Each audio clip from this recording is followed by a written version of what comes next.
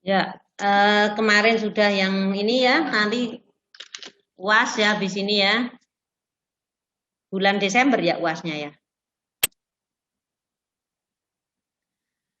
Konsep kebidanan sebagai dasar praktek pelayanan kebidanan ya. Nah, yang pertama, lingkup praktek kebidanan ya, bahwa praktek kebidanan itu lingkupnya adalah kesehatan ibu dan anak. Ya kalau ditinjau kesehatan ibu itu ya sejak masa prakonsepsi, pranikah ya, sampai terjadinya konsepsi, sampai nanti lahir, ya sampai nanti ibu menopause ya. Itu adalah ruang lingkup ibu. Nah, untuk ruang lingkup yang neonatus ya sejak dia lahir BBL sampai nanti balita ya, balita usia 5 tahun. Prasekolah ya sampai 6 tahun kalau prasekolah ya. Nah, di situ kita itu punya area, punya sasaran, ada batasan-batasan, mana yang menjadi kewenangan bidan, mana yang dalam apa namanya lingkup-lingkup yang harus dikolaborasikan, dirujuk dan bisa dilakukan oleh bidan ya. Nah, untuk lahan praktek pelayanan, bidan itu bisa di mandiri, bisa di puskesmas, komunitas, bisa di kalau mandiri itu namanya PMB atau praktek mandiri bidan, bisa juga nanti di institusi rumah sakit, baik negeri maupun swasta, ya, atau di klinik-klinik Pratama itu bisa lahan-lahan praktek pelayanan kebidanan yang ada layanan kesehatan ibu dan anak. Nah, untuk pengorganisasian praktek asuhan kebidanan itu pelayanan mandiri, kolaborasi dan rujukan. Jadi kalau pelayanan mandiri itu sesuai dengan kewenangan kita, itu pun nanti kalau ditemukan suatu kasus harus dikolaborasikan dengan ahli yang lain juga harus dikolaborasikan, tidak semata-mata semua harus kita gitu enggak ya. Jadi ada kita itu punya batasan dan kewenangan yang harus kita menurut SOP kita, standar asuhan, termasuk etika ya itu kita udah diatur ya di kuliah-kuliah terdahulu kita sudah memberikan materi ya dari dosen-dosen yang lain sudah banyak sekali. Nah ini kita namanya kita implementasikan seperti apa ya. Ini nanti Ibu cerita karena kebetulan Ibu punya PMB ya. Nah, kalau yang dikolaborasikan ini misalnya kasus-kasus di layanan komunitas atau di puskesmas itu misalnya pasien hamil dengan keluhan tensinya tinggi. Nah, itu otomatis juga tidak KIA saja tapi dikolaborasikan ke dokter umum dulu untuk dicek dokter umum mungkin terus dirujuk ini bahwa tanda-tanda preeklamsi misalnya. Atau ibu hamil dengan KEK yang sangat kurang sekali. Nah, ini rujuknya ke ahli gizi, dikolaborasikan, belum dirujuk ya, dikolaborasikan itu ahli gizi nanti harus memberikan KIE sendiri kepada ibu hamil. Selain bidan juga memberikan, nanti ahli gizi juga harus punya catatan bahwa ibu ini hamil dengan KEK, perlu adanya kolaborasi dengan ahli gizi gitu ya, karena lingkar lengannya sangat kecil misalnya. Nah, kalau yang dirujuk ya yang kalau kira-kira memang sudah di puskesmas itu sih tidak bisa menangani, harus mencari ahlinya. Kalau sudah preeklamsi tidak boleh dindende di puskesmas, ini harus dirujuk ke rumah sakit. Apalagi preeklamsi berat ya, eklamsi sampai sudah kejang itu namanya eklamsi. Nah, itu harus dirujuk ke tempat layanan yang lebih komplit sarananya ya. Kita kalau alur rujukan itu BPJS itu berpengaruh. Dia umum apa BPJS? Kalau umum bebas mau kemana saja. Maaf, kalau dia umum itu nggak punya BPJS, nggak punya kayak tanggungan harus ke ini misalnya. Kalau umum punya klaim-klaim yang lain kan rumah sakitnya boleh mau ke mana, swasta yang mana misalnya gitu. Tapi kalau rumah BPJS itu ada yang dipilih ya. ada beberapa pilihan dan ada wilayah, area wilayah. Sehingga enggak sebebas yang layanan umum yang tanpa BPJS gitu ya. Karena udah diatur. Tapi level rujukan tetap kalau dari puskesmas harus ke rumah sakit tipe C dulu. Nanti di rumah sakit tipe C kalau ada kendala lagi nggak bisa nangani baru ke rumah sakit yang lebih canggih, misalnya ke B atau A misalnya. Jadi tingkatan layanan kalau secara umum itu primer. Primer itu di mana? Primer itu ya di PMB, di puskesmas, di klinik-klinik layanan primer. Pratama itu ya, klinik Pratama itu klinik layanan primer yang biasa untuk dokter umum itu ya, yang punya klinik. Terus tertier ya, sekunder dulu, sekunder itu di rumah sakit tipe C. Baru yang tertier itu yang sudah tipe B dan tipe A ya. Jadi tertier itu memang kasusnya udah kompleks-kompleks sekali. Nih, ketok enggak tulisannya transparan. Nah, ini lingkupnya. Tadi Ibu sudah cerita panjang lebar. Dasarnya apa? Ini ada Keputusan Menteri Kesehatan Republik Indonesia HK 0107/Menkes 320/2020 tentang standar profesi bidan ini yang terbaru ya. Nah, ini asuhan kebidanan fisiologi sejak pranikah dan masa sebelum hamil ya. Ini namanya prakonsepsi ya.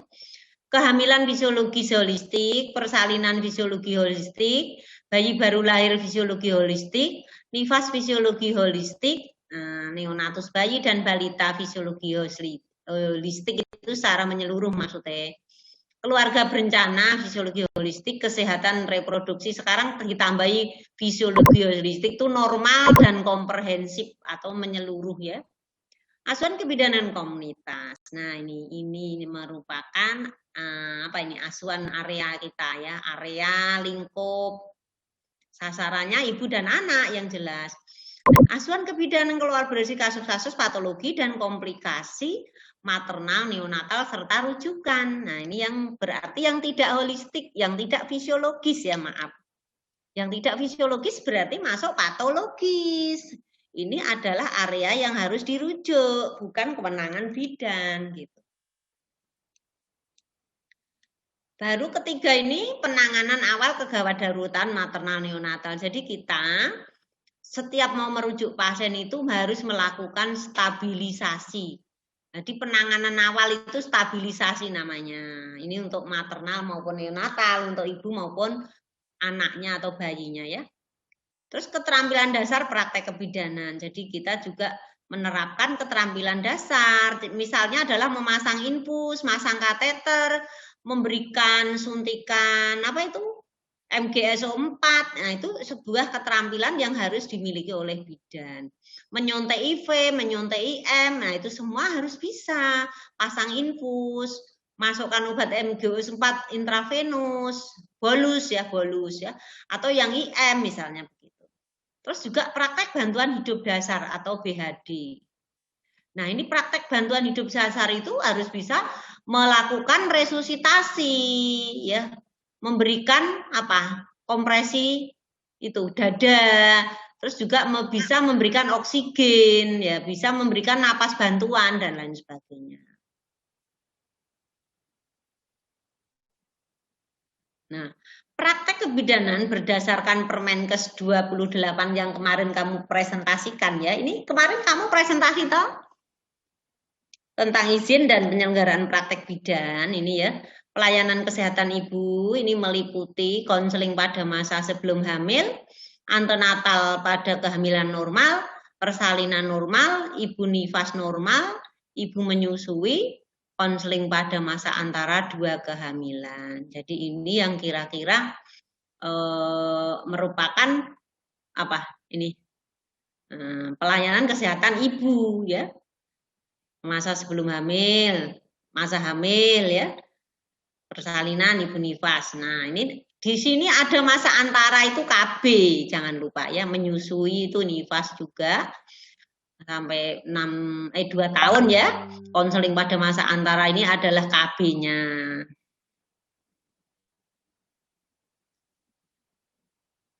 Nah, ini apa Bu? Maksudnya ini menjelaskan bahwa pelayanan kesehatan ibu yang tadi ini di masa-masa ini itu di sini bidan berwenang. Nah, ini kewenangan bidan ya. Melakukan episiotomi pada persalinan normal ya, serta penjahitan luka jalan lahir tingkat 1 atau grade 1 dan 2. Serta penanganan kegawat daruratan ini dilanjutkan dengan perujukan ya. Kalau sudah distabilisasi itu dirujuk.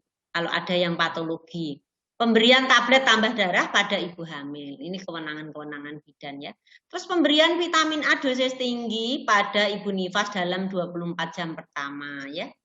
Fasilitasi bimbingan inisiasi menyusui dini dan promosi air susu ibu eksklusif. Ini KIE tentang IMD serta ASI eksklusif. Terus pemberian uterotonika pada manajemen aktif kala 3, pada MAP 3. Dan postpartum, jadi boleh ini misalnya memberikan meterhin, memberikan uterotonika itu ya misalnya kalau habis plasenta lahir diberikan apa biasanya? Kalau bayi lahir, sudah lahir bayinya, terus disontek apa biasanya? Nah ini kan sebelum MAP 3 kan harus disontek ini dulu, uterotonika ya, jadi disontek untuk memberikan rangsangan mencegah perdarahan ya supaya plasenta cepat lepas. Nah, penyuluhan dan konseling, bimbingan pada kelompok ibu hamil dan pemberian surat keterangan kehamilan dan kelahiran. Nah, ini bidan punya kewenangan ini ya memberi bimbingan kelompok ibu hamil dan pemberian surat keterangan kelahiran atau keterangan kehamilan ini boleh.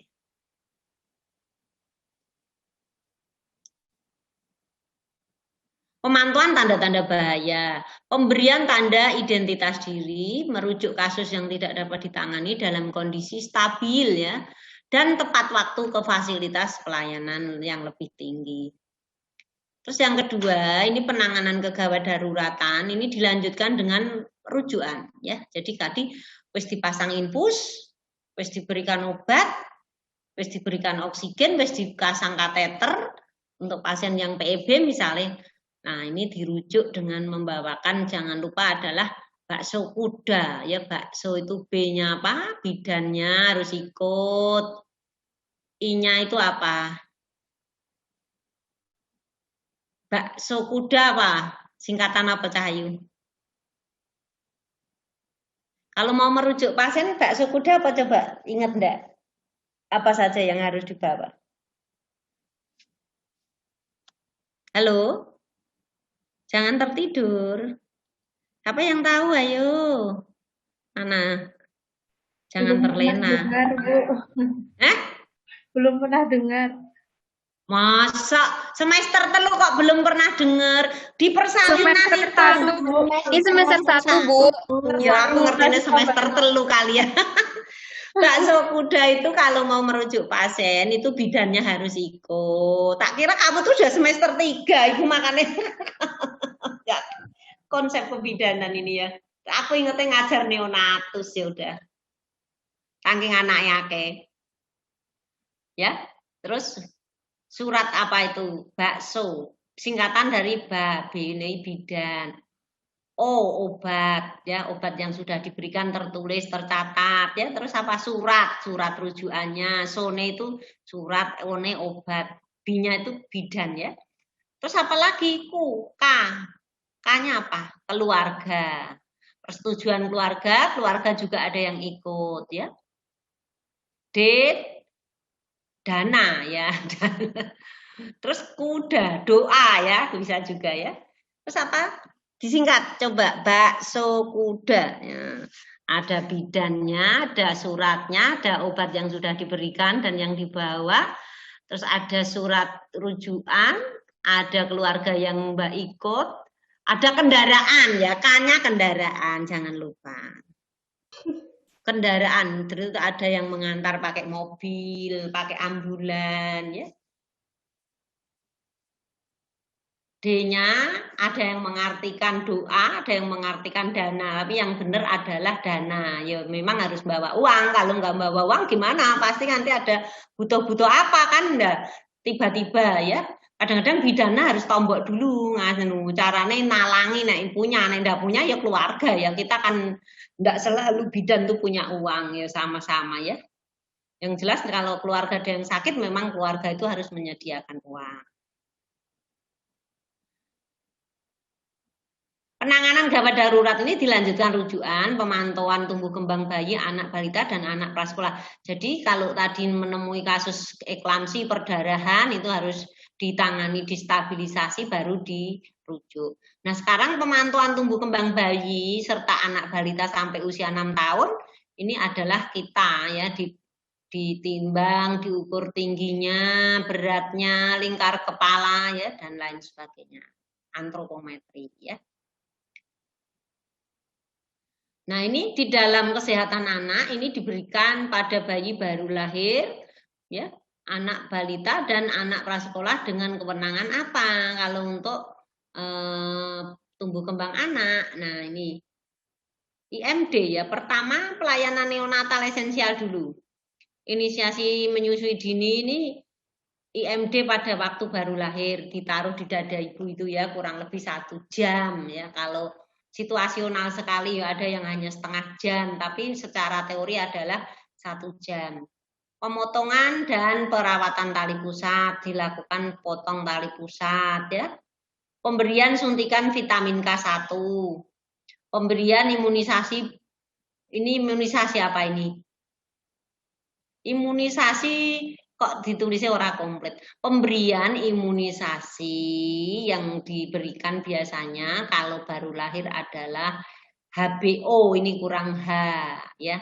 Nanti tak kena nih. HBO, hepatitis B ya. Karena O itu baru lahir. Terus pemeriksaan fisik pada bayi baru lahir ya. Jadi pemeriksaan fisik itu 100% dari ujung rambut sampai ujung kaki.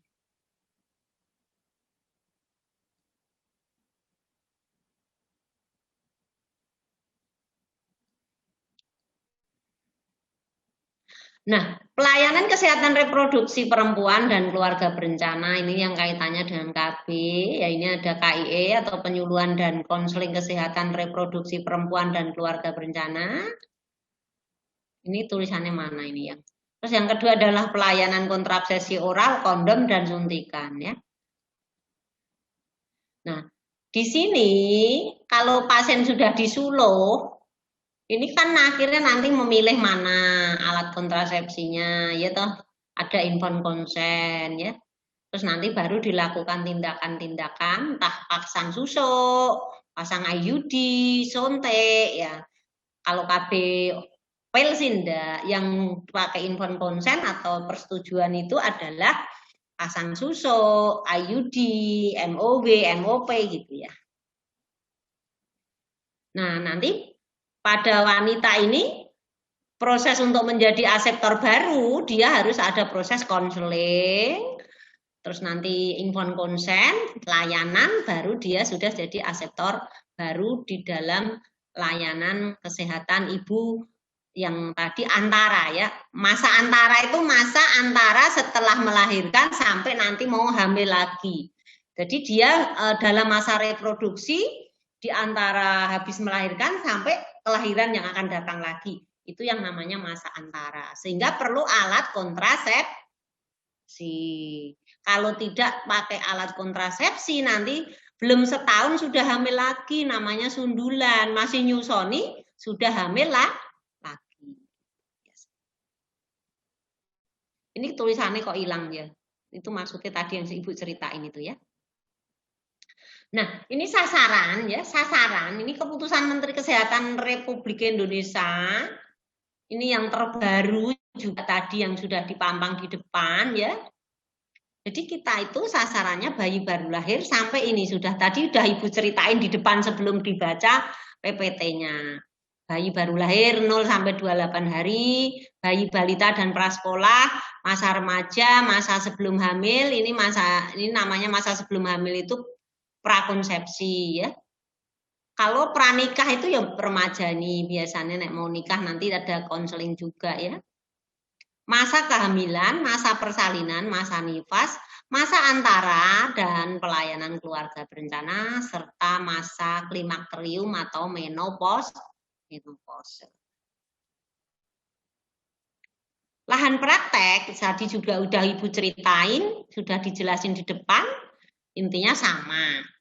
Syarat utama yang harus dipenuhi untuk melaksanakan praktek pelayanan kebidanan adalah memiliki SIPB sebagai bukti tertulis pemberian kewenangan untuk menjalankan pelayanan asuhan kebidanan di seluruh wilayah negara Republik Indonesia.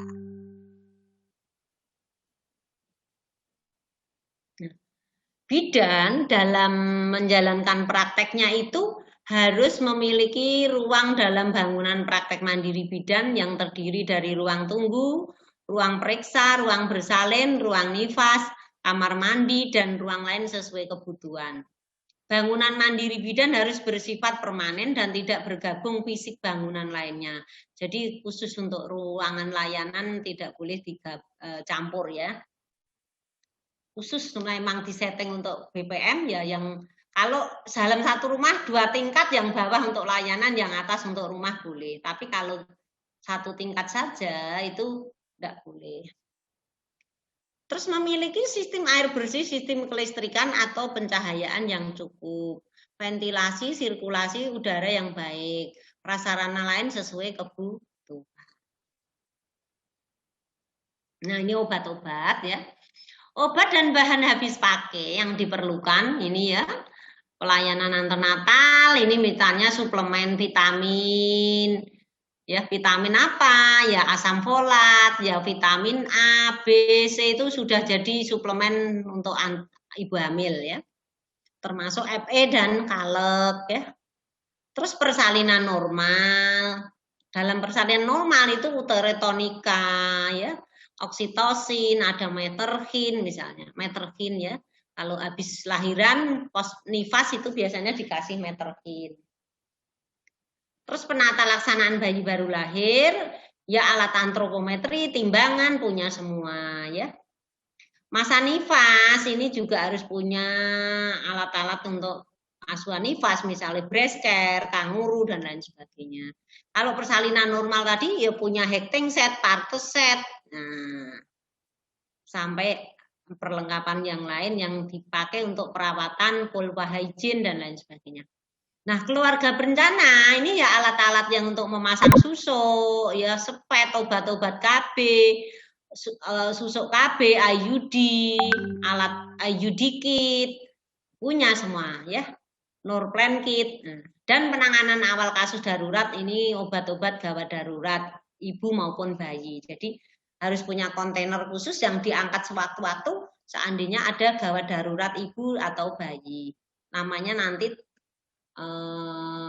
tas darurat maternal dan satunya tas darurat neonatal. Obat dan bahan habis pakai hanya diperoleh dari apotek melalui surat pesanan kebutuhan obat dan bahan habis pakai. Jadi obat-obat itu nyarinya harus ke apotek pakai surat khusus. Jadi kayak obat-obat emergensi itu kalau kehabisan kita juga harus beli ke apotek gitu ya.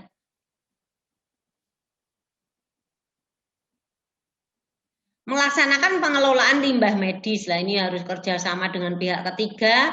Untuk limbah medis itu harus diambil setiap 3 bulan pakai safety box yang kuning itu ya. Harus punya MOU dengan pihak ketiga. Memasang papan nama pada bagian atau ruang yang mudah terbaca dengan jelas oleh masyarakat umum. Ukurannya sekian. Dasar papan nama berwarna putih hitam ya, berwarna hitam ya.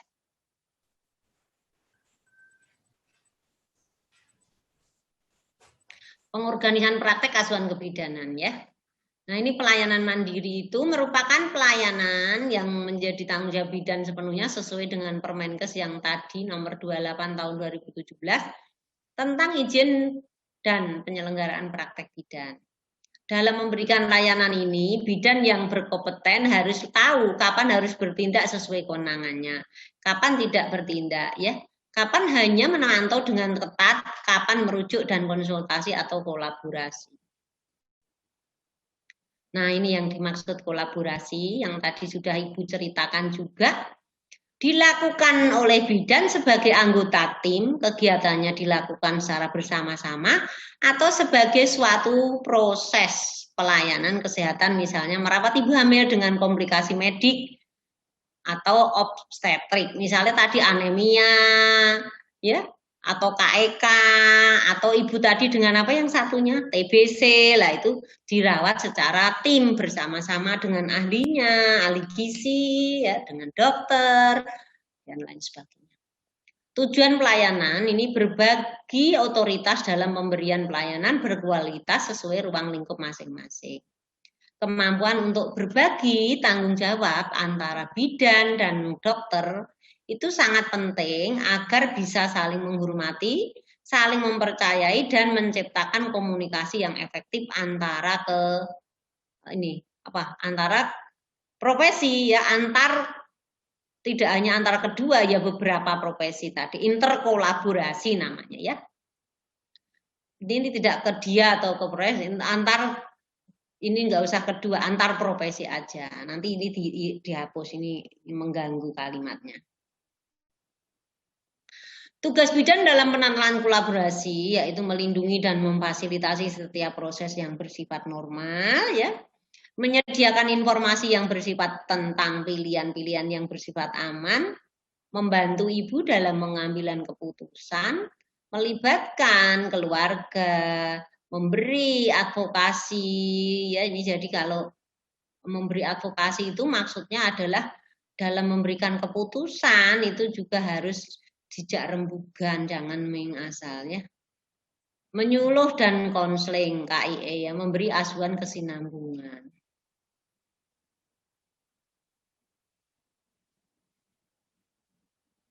Nah, rujukan, nah ini yang rujukan.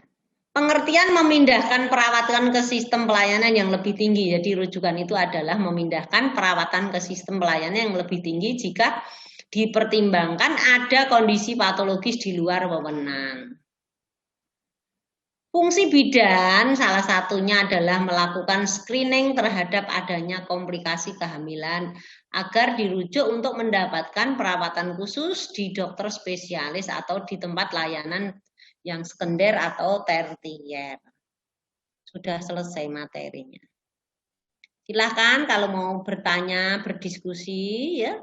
Jadi tadi dari depan kita sudah bicara tentang konsep kebidanan sebagai, kita absen dulu sekarang. Sebagai apa tadi? Ora ketok. Sebagai dasar praktek pelayanan kebidanan. Saiki kita berfotoria dulu untuk dalam arti apa ini, Nak? Untuk dokumentasi. Nanti Nak sudah ketiga ini difilekan dikirim ke Ibu, ya, Nak? Iya, Ibu. Ya, sekarang didokumentasikan dulu. Sambil yang mau tanya boleh. Yang nggak jelas apa? Sekarang ya Bu dokumentasinya. Ibu kan buka dulu, lah Ibu nanti orang melu mlebu toh. Bentar. Dokumentasi kan diketokke kabeh. Ini tak clearne sih. Iki piye kok orang buka?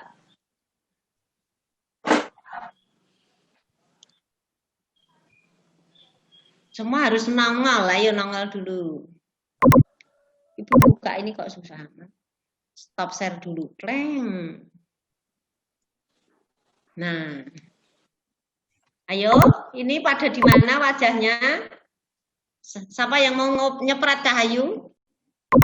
Ini halaman pertama dulu. Yeah. Silakan. Satu. Yang lain siap-siap ya, yang halaman berikutnya. 1, 2, 3. Next, halaman selanjutnya, halaman 2. 1, Sebentar toh, burung diklik Ibu kok. Oh, nggih. Nah, diklik dulu no, ganti orang no. Nah, Nggih. ayo, itu Ampun. Arda kemana Arda?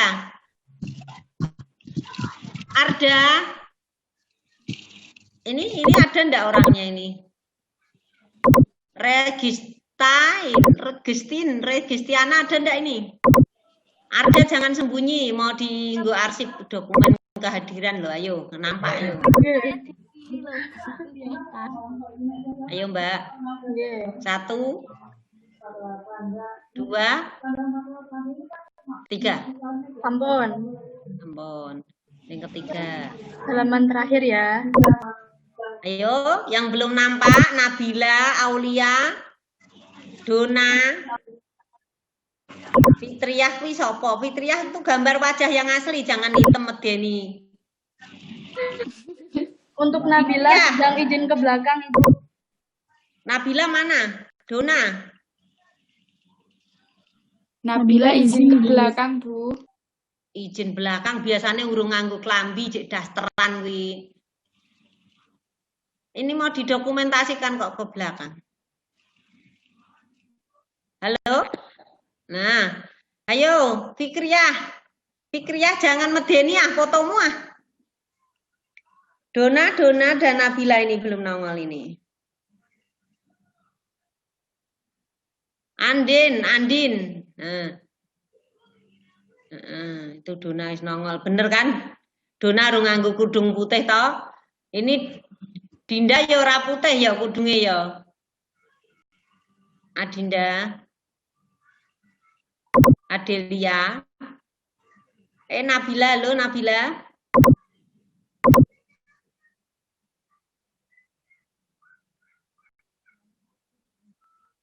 Saiki dipanggil-panggil. Ini anak ini aktif enggak ini?